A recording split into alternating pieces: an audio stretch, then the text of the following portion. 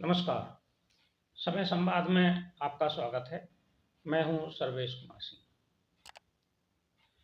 22 जनवरी का भव्य दिव्य आयोजन जो अयोध्या में होने जा रहा है, ये लगभग 500 साल के संघर्ष के बाद और 500 साल की प्रतीक्षा के बाद ये दिन विश्व के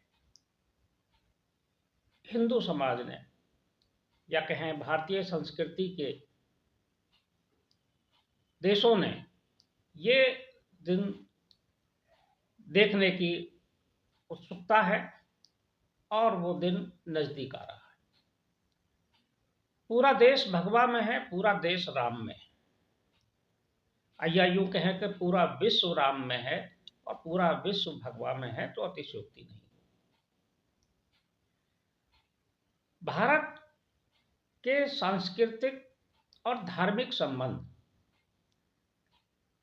और हिंदुत्व का प्रचार प्रसार और हिंदुत्व को, हिंदू धर्म को, सनातन धर्म को मानने वाले विश्व भर में, लेकिन एक पड़ोसी देश है हमारा नेपाल, जो सदियों तक हिंदू राष्ट्र रहा है।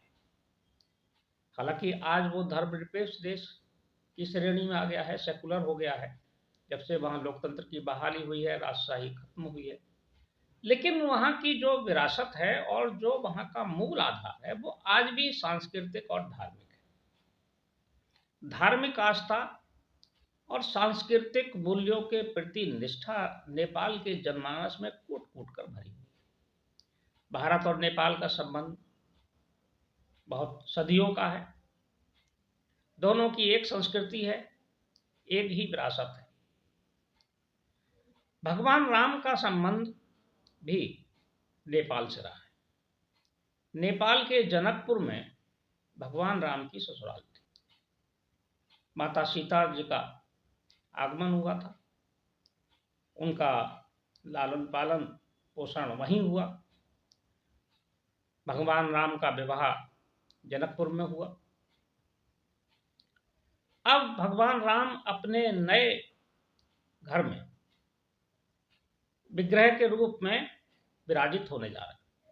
तो ऐसे में नेपाल ने अपने सांस्कृतिक और पौराणिक महत्व को दर्शाते हुए और अपने उस दायित्व को समझते हुए महत्वपूर्ण भूमिका निभाई। नेपाल भले ही आज हिंदू राष्ट्र नहीं है, लेकिन वहाँ के कण कण में, वहाँ के जन जन में, वहाँ के हर मन में राम बसते हैं, हिंदुत्व बसता है। एक हिंदू समाज में परंपरा है कि जब कोई घर नया बनता है तो उनकी ससुराल से जिसका घर बनता है वहाँ से उपहार आते हैं। उसे पौराणिक भाषा में या कहें स्थानीय भाषा में या कहा जाए कि वो उसकी शब्दावली पौराणिक, धार्मिक, आध्यात्मिक भी कही जा सकती है, वो भार होती है। भार आता है। भार का आशय है उपहार। तो भगवान राम अपने नए घर में विराजित होने वाले हैं 22 तारीख को। तो ऐसा कैसे हो सकता था कि जनकपुर के लोग इस बात को भूल जाएं कि भार जाना है। जनकपुर की जनता ने तय किया कि जनकपुर से अयोध्या भार जाएगा और जनकपुर की जनता ने भारी उत्साह के साथ भार एकत्रित किया।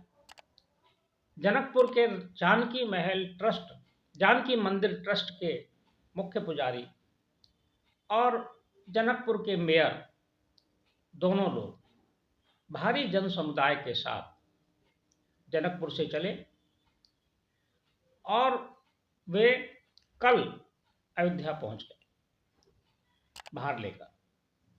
ये जो यात्रा थी इसमें भारी जन समुदाय हुआ। जब वहां से शुरुआत हुई जनकपुर से, तो 7,000 थालों में 5,000 थालों में उपहार भरकर, उपहार में मिठाइयाँ, कपड़े, अन्य उपयोगी वस्तुएं, ये व्यंजन, ये सारी वस्तुएं लेकर 2 ट्रक और आधा दर्जन अन्य वाहनों के साथ भार लेकर स्थानीय नागरिक लगभग 500 की संख्या में वहां से चले और रास्ते भर लोग स्वागत करते रहे। स्थानीय जनता नेपाल की और जनकपुर की लगातार उस भार में वृद्धि करती रही, थाल बढ़ते रहे और अयोध्या आते आते वो 7,000 थाल हो गए और संख्या भी लगभग 800 हो गई। 800 लोग कल कारसेवकपुरम में पहुंचे। कारसेवकपुरम में उनका स्वागत हुआ। कारसेवकपुरम में एक उत्साह का माहौल था। वहाँ नृत्य और गीत के कार्यक्रम हुए। स्थानीय भाषा में, नेपाली भाषा में और नेपाली संस्कृति के अनुसार गायन और वादन के विभिन्न कार्यक्रमों के बीच नेपाल के मेयर, नेपाल जनकपुर के मेयर और जानकी मंदिर ट्रस्ट के मुख्य पुजारी ने ये भार श्री राम जन्मभूमि तीर्थ क्षेत्र ट्रस्ट को सौंपा। उसके पहले भगवान राम के मंदिर में जाकर, विग्रह में जाकर वहाँ भार का अंश उनको सबसे पहले समर्पित किया गया। तो एक पूरे नेपाल में एक इसको लेकर बहुत उत्साह का माहौल है, प्राण प्रतिष्ठा को लेकर। जहाँ भारत में है वहीं नेपाल में, जैसा दृश्य भारत में है वैसा ही नेपाल में। प्राण प्रतिष्ठा का जो कार्यक्रम होने जा रहा है, इसके दूरगामी परिणाम भी होने वाले हैं। भारत नेपाल मैत्री में प्रगाढ़ता आएगी। पहले से ही भारत नेपाल का रोटी बेटी का संबंध है, लेकिन ये प्रगाढ़ता और अधिक बढ़ेगी।